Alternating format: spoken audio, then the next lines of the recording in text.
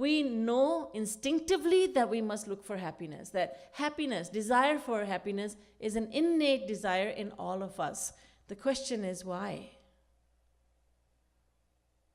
And this is what philosophers do. Why? They think, but they use their logical and material mind to come up with answers. Like Darwin thought about, okay, how do we come into being? So the best he could do was, okay, theory of evolution. It's a theory. He thought about it. He didn't consult the Vedas and Vedic scriptures. He just thought about it and he said, this is how it must have been. But when a divine philosopher, someone who has been given divine intelligence by God, when someone like that gives us the answers to our questions, he didn't have to think about it. He didn't think, okay, now let me think. I think it should have been like that. It must have been like that. No, this doesn't make sense. Cross that out. Delete that. I think now this theory is the right one. No. God gives him the answers. He has unlimited knowledge now, for he has surrendered to God. Jagat Guru Sri Kripaluji Maharaj did not study the scriptures. He does not have a guru. He did not have a guru. He did not ever study the scriptures. If you examine his history, you'll find that he never, ever consulted scriptures. He didn't have to. People ask, my goodness, how is it that he did not study the scriptures and he has so much knowledge? If you study the scriptures, you'll become even more confused. The one who knows the scriptures knows them, not because he has studied them, because God has given him that knowledge, for he has surrendered to God. So, the divine philosophers, the divine ones, the gurus, the saints, they tell us this. They tell us that we are always looking for happiness, but then when we ask why, then they give us the answer. Here's the answer that has been explained by Jagat Guru, Sri Kripaluji Maharaj, the fifth original Jagat Guru of Kali Yuga. He says, first of all, understand that every creature is a part and parcel of God. Amritasya vai putraha. The eternal Vedas say that every living being is a child of God. Shri Krishna says in the Bhagavad Gita, Mamaivansho jivaloke jiva bhuta sanatana, chapter 15, verse 7. Every living creature is an eternal fraction of myself. Fraction does not mean fragment. When scriptures use the word anshu, and we translate it as fraction, it does not mean a fragment. It means that we are part of one of God's eternal energies called Jeev Shakti. So we are his eternal part and parcel. Swakrita pureshva meshva bahirantara samvaranam tava purusham vadante khila shakti dhriton shakritam. Canto 10, chapter 87, verse 20, Bhagavad Mahapuran. We have so many testimonies from scriptures, such as even the Ramayana. Ishwar ansh jeev avinashi chetan amal sahaj sukh rashi pran pran ke जीवन जी के स्वार्थ रहित सखा सब ही के. So many testimonies from so many scriptures that tell us the same thing, and that is that we, individual souls, we Jivatma, we belong to Paramatma. We belong to the Supreme Soul. We belong to God. We believe that. We know that. We've heard that. We've read that. And we have no problem believing that. That we belong to God. That's the first step. Second step is to understand and to acknowledge that every fraction has a natural desire to be united with its entirety. All the rivers in the world flow towards one ocean or the other. Every river fulfills itself. It finds its fulfillment only when it empties into the ocean. Take the river, the holy river Ganga. It flows for miles and miles and miles, and then it empties into Ganga Sagar in Bengal. Every river does that because it desires to be with its entirety. It's a fraction, it's a part and parcel of the ocean. If you build a fire, flames rise upwards. We all know that. It could be the flame that in your stove, in your gas stove, in your kitchen. You light the stove and you see the flames are going upward. They're not going down, they're going up because they are part and parcel of the sun and they wish to reach the sun. If you hold a material object in your hand, it could be a pen or a coin, it could be anything, and then you release it, and you know that that object will fall towards the earth because it is a part and parcel of the earth and it gravitates towards the earth. Similarly, every individual soul is an eternal part and parcel of God, and so we gravitate towards God. And here's where we get confused. I'm gravitating towards God? Not so much. Not so much. And I see people in my family, they don't gravitate at all. I don't understand that.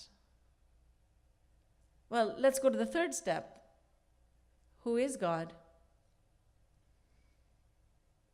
Bhrigu asked his father this question. His father was a qualified teacher to answer this question. His father, Varun, was God realized. So Bhrigu asked his father, Father, tell me, who is Brahma?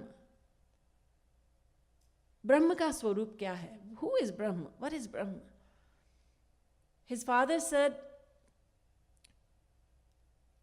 you need to meditate on God. Then you'll know who God is. So he sent him off. Go and meditate.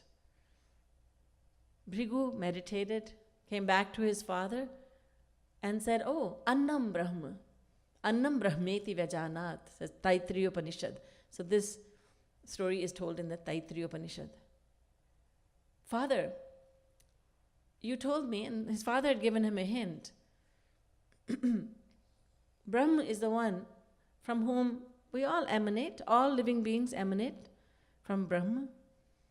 And all are supported by Brahma, they all live in him. And all merge into Brahma upon death. That is Brahma, but now meditate and find out. So the first time Bhrigu came back, he said, I have found out that Annam Brahma, that food stuff, grain is God. No, go back. Second time he came back and he said, oh Father, I have found out Prano Brahmeti Vajanat. The vital breath is God. No, go back. Third time he came back after meditating and he said, Mano Brahmeti Vajanat. Man, the mind is Brahma. No, you're coming closer to the answer, but go back and meditate further. Fourth time he said, Father, Vijnanam Brahmeti Vajanat. The soul is Brahma. His father said, well, at least you have identified something sentient as God, because earlier you had said food is Brahma, that is insentient. Pran is insentient. Mind is insentient, it's lifeless. But mind and the vital breath, they become sentient because of the soul. And so now you are identifying the soul to be Brahma. You are coming close to knowing the answer. So go back once more. And finally, the fifth time, Bhrigu came back to his father and he said, Father, I have discovered that Anando Brahma, God is happiness. Anando Brahmeti Vajanat, Anandadhyeva Khalvimani, Bhutani, Jayante, Anandena Jatani, Jivanti, Anandam, Prayanti, Abhisamvishanti. Father, God is happiness. His father said, yes, God is happiness. Now you have discovered the truth. God is bliss. Anando Brahma. Jo Anand Sindhu Sukh Rashi Sikarte Trailokya Upasi So Sukh Dham Ram Asnama Akhil Lok Dayak Vishrama. Ramcharitmanas. Ananda evadhastat, ananda uparishtat, ananda purastat, ananda paschat, ananda uttartah, anando dakshinatah, ananda eve dagvam sarvam. Chandogya Upanishad says, God is happiness. There is happiness inside of God, outside of Him. To His east, west, north, and south, there is only happiness, only bliss, unlimited and everlasting happiness. All around Him, there is happiness. He is happiness. Don't say that God has happiness, because that seems to suggest that God is like a vessel in which happiness lives, and that God is incomplete without that happiness. God is not like a rasgulla, ras and gulla. Gulla is a dry object. You add syrup to it, it becomes rasgulla. God is not like that. To say that God has happiness is to say there is water in the ocean. To say that there is happiness in God is like saying there is water in the ocean. What we're really saying is there's water in the water. Ocean itself means an abundance of water. So God is happiness. That's the third step.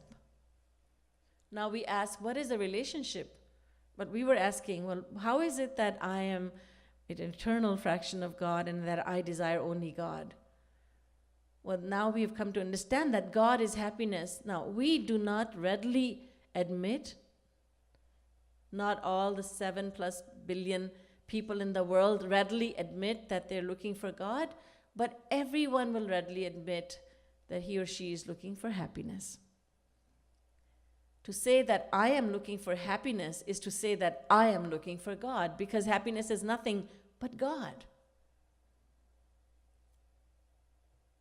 I'm looking for God, that happiness, that means I'm looking for God? Yes, God has unlimited names. Ananta Nama Rupaya Vishnave. You can call God God or Brahma, Paramatma, Ishwar, Bhagwan, or Anand, happiness.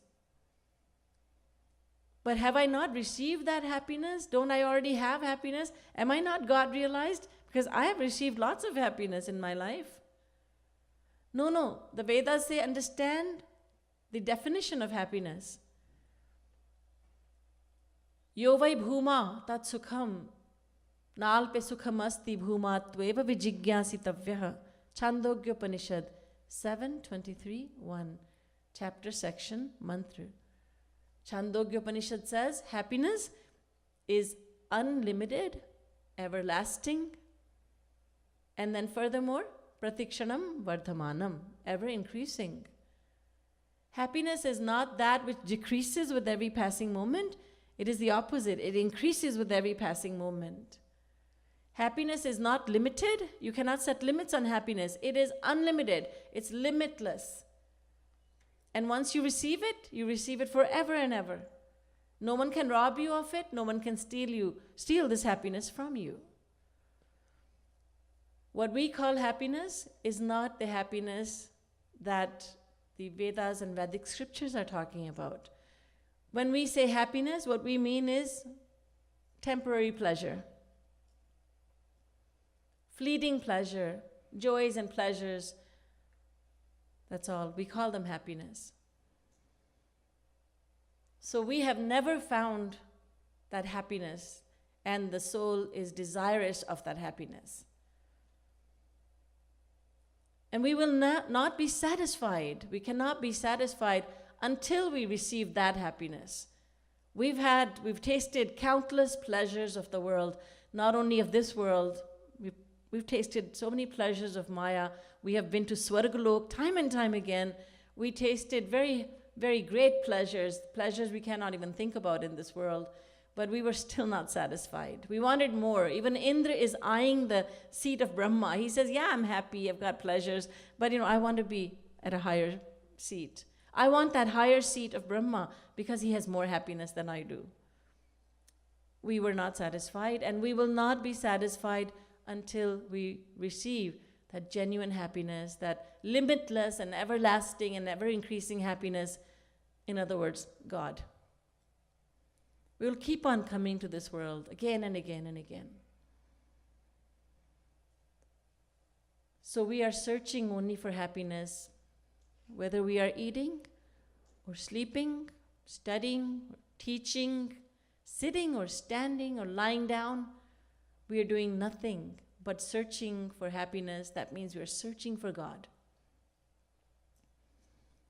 So now we understand why Valmiki ji says, Lokena hi savidyeta yo na rama manuvratah. Every living creature is an eternal devotee of God. Every living creature is surrendered to God. We all want happiness. We are surrendered to the desire for happiness. So we are all surrendered to God. Next question is, how can I know God? Yasya matam tasya matam matam yasya na vedasah avigyatam vijanatam vigyatam avijanatam. The Vedas say, the one who says that he knows God, he knows nothing. And the one who understands that God cannot be known, he knows everything. He's very intelligent. What do you mean? What I mean is that God cannot be known. But on the other hand, we learn from scriptures and saints that attaining God is the easiest thing to do. How is it that on the one hand we are told that it is impossible to attain God, no matter how many scriptures you may read, no matter how many places of pilgrimage, holy places you visit? You cannot attain God. You cannot know God. On the other hand, we are told that attaining God is very simple. What are we to understand from this? Let's discover that tomorrow.